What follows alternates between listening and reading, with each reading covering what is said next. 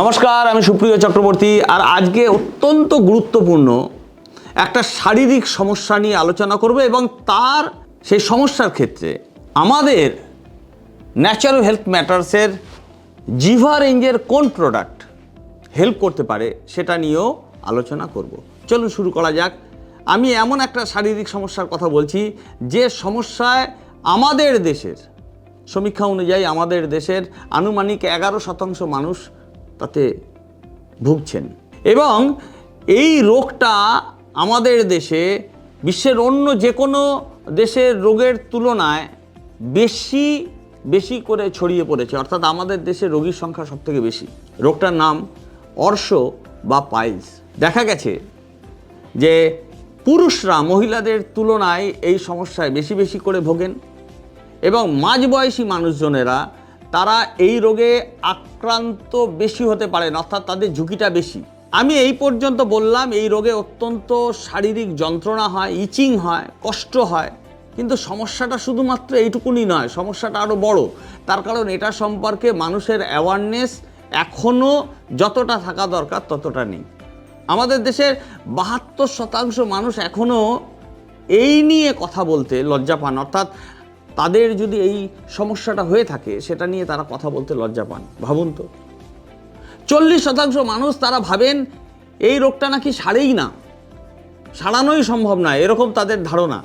সুতরাং এই সমস্ত মিলিয়ে পাইলস বা অর্শ একটা অত্যন্ত সেন্সিটিভ, অত্যন্ত গুরুত্বপূর্ণ একটা সমস্যা এবং যেটা নিয়ে আমাদের বিশেষ করে আলাদা করে দৃষ্টি দেওয়ার দরকার আছে। চলুন এবার আলোচনা করি পাইলসের লক্ষণগুলি কি কি। প্রথম যে লক্ষণ সেটা হচ্ছে ব্যথা এবং অস্বস্তি। অস্বস্তি হতে পারে, ব্যথা হতে পারে, চুলকানি হতে পারে, রক্তপাত হতে পারে, ফোলা হতে পারে এবং সেখানে প্রদাহ হতে পারে, ইনফ্লামেশন হতে পারে, মলত্যাগ করতে অসুবিধা হয়, এক কথায় কোষ্ঠকাঠিন্য থাকতে পারে এবং কোনো কোনো মানুষের ক্ষেত্রে দেখা গেছে শ্লেষ্মা হয়, শ্লেষ্মা স্রাব হয়, মলত্যাগ করার পর দেখা গেছে শ্লেষ্মা নির্গত হয়েছে। এবং খুব কম সংখ্যক মানুষের মধ্যে যেটা দেখা গেছে সেটা হচ্ছে তাদের এত রক্তস্রাব হয়েছে, এত রক্ত বেরিয়ে গেছে যে তার ফলে তাদের রক্তশূন্যতার মতো সমস্যার সৃষ্টি হয়েছে।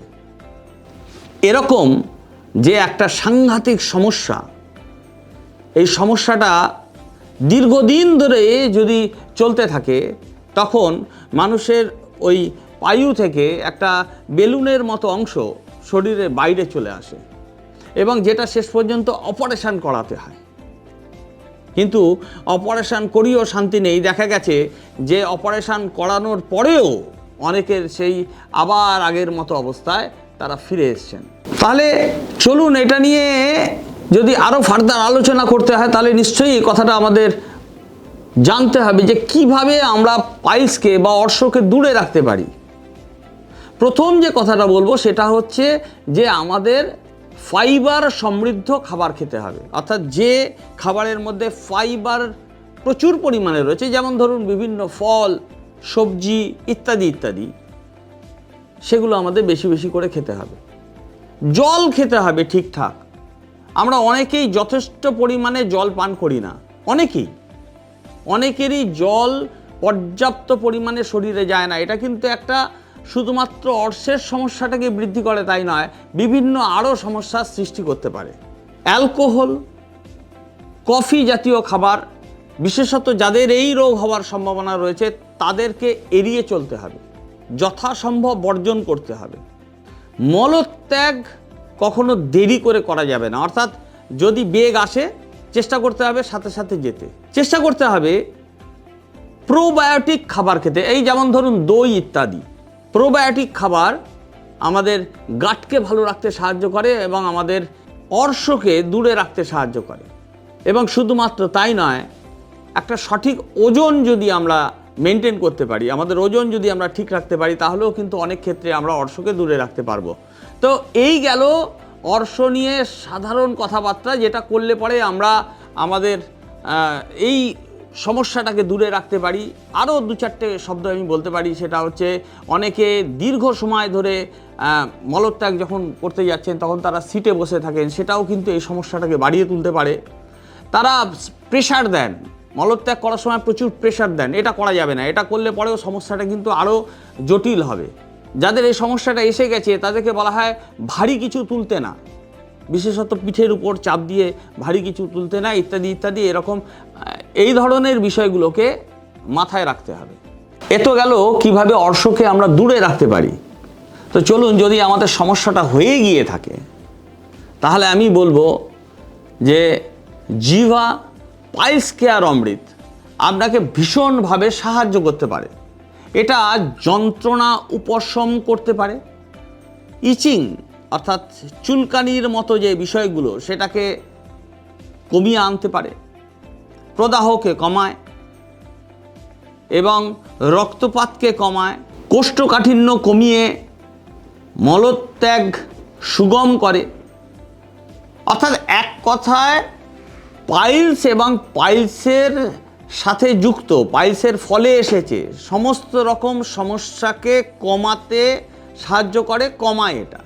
এতে রয়েছে অ্যালোভেরা জুস, এতে রয়েছে berberis aristata root extract, curcuma longa rhizome extract, azadirachta indica leaf extract, zingiber officinale rhizome extract. এই যে বারবার করে এক্সট্র্যাক্ট বলছি, আরও কিছু আছে উপাদান, আরও কিছু হার্বসের ভিতরে আছে। এই যে এক্সট্র্যাক্ট বলছি না, এক্সট্র্যাক্ট মানে হচ্ছে হার্বস থেকে মূল উপাদানটা বার করে নেওয়ার কথা হচ্ছে।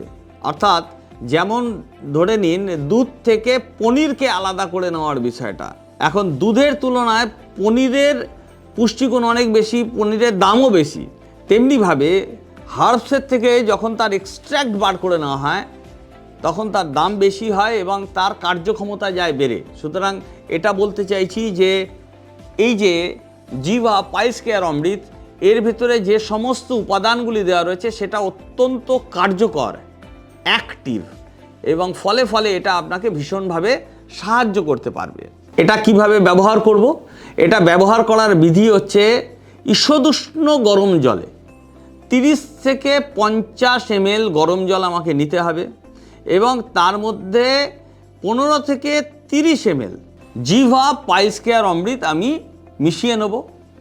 পাত্রটা অবশ্যই কোনো কাচের গ্লাস হবে বা চীনামাটির পাত্র হবে এবং সেখানে সেটাকে ভালো করে গুলিয়ে নিয়ে আমি সেটা সিপ সিপ করে খেয়ে নেব। কখন খাবো? চেষ্টা করতে হবে খালি পেটে খেতে, এবং বাই চান্স যদি আমি খালি পেটে না খাই তাহলে খাওয়ার অন্তত আধ ঘন্টা বাদে আমি খাবো। কিন্তু এক্ষেত্রে আর একটা বিষয় আমি বিশেষভাবে বলতে চাই, সেটা হচ্ছে যে আমাদেরই আরেকটি প্রোডাক্ট আছে যার নাম হচ্ছে জিভা ডিটক্স ডাইজেস্ট অমৃত। এবং এই যে জিভা ডিটক্স ডাইজেস্ট অমৃত, এই প্রোডাক্টটাও যদি আপনি পাইলসের সমস্যায় পাইলস কেয়ার অমৃতের সাথে সাথে একই সাথে এই দুটো প্রোডাক্টকে আপনি যদি গ্রহণ করা শুরু করেন তাহলে আরও চট করে আরও সুন্দরভাবে আপনি এর রেজাল্টটা দেখতে পাবেন। সুতরাং আমি যেটা বলবো সেটা নিশ্চয়ই আপনি এই দুটো প্রোডাক্টকে একই সাথে গ্রহণ করবেন আর খুব তাড়াতাড়ি সুস্থ হয়ে উঠুন। সকলে ভালো থাকুন, আবার দেখা হবে, আর ততক্ষণের জন্য বিদায়। অনেক ধন্যবাদ।